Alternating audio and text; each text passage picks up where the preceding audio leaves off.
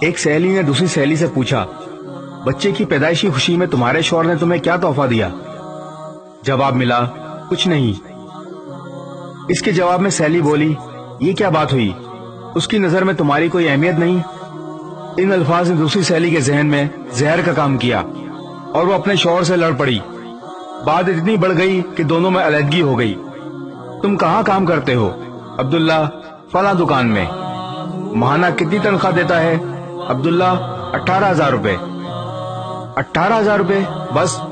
تمہاری زندگی کیسے کٹتی ہے اتنے پیسوں میں؟ عبداللہ، بس یار کیا بتاؤں۔ مکالمہ ختم ہوا۔ کچھ دنوں بعد عبداللہ اپنے کام سے بیزار ہو گیا اور تنخواہ بڑھانے کی ڈیمانڈ کر دی، جسے مالک نے رد کر دیا اور نوجوان نے نوکری چھوڑ دی اور بے روزگار ہو گیا۔ ایک صاحب نے ایک شخص سے پوچھا جو اپنے بیٹے سے الگ رہتے تھے، تمہارا بیٹا تم سے بہت کم ملنے آتا ہے، کیا اسے تم سے محبت نہیں؟ باپ نے کہا، بیٹا مصروف رہتا ہے، اس کے کام کا شیڈول سخت ہے اور اس کے بیوی بچے ہیں، اسے بہت کم وقت ملتا ہے۔ پہلا آدمی بولا، واہ، یہ کیا بات ہوئی؟ تم نے اسے پالا پوسا، اس کی ہر خواہش پوری کی، اور اس کے پاس تمہارے لیے وقت نہیں ہے؟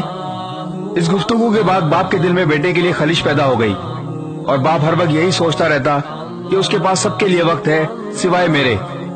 یاد رکھیے، زبان سے نکلے الفاظ دوسروں پر بڑا گہرا اثر ڈال سکتے ہیں۔ آج کے دور میں ہمارے ارد گرد یا ہمارے گھر میں جو لڑائی جھگڑے ہو رہے ہیں، ان کی جڑ تک پہنچا جائے تو اکثر کے پیچھے کسی اور کا ہاتھ ہوتا ہے۔ وہ یہ نہیں جانتے کہ نادانی میں یا جان بوجھ کر بولے جانے والے جملے کسی کی زندگی کو تباہ کر سکتے ہیں۔ اپنے الفاظ کا استعمال سوچ سمجھ کر کریں۔ اس ویڈیو کو شیئر ضرور کریں۔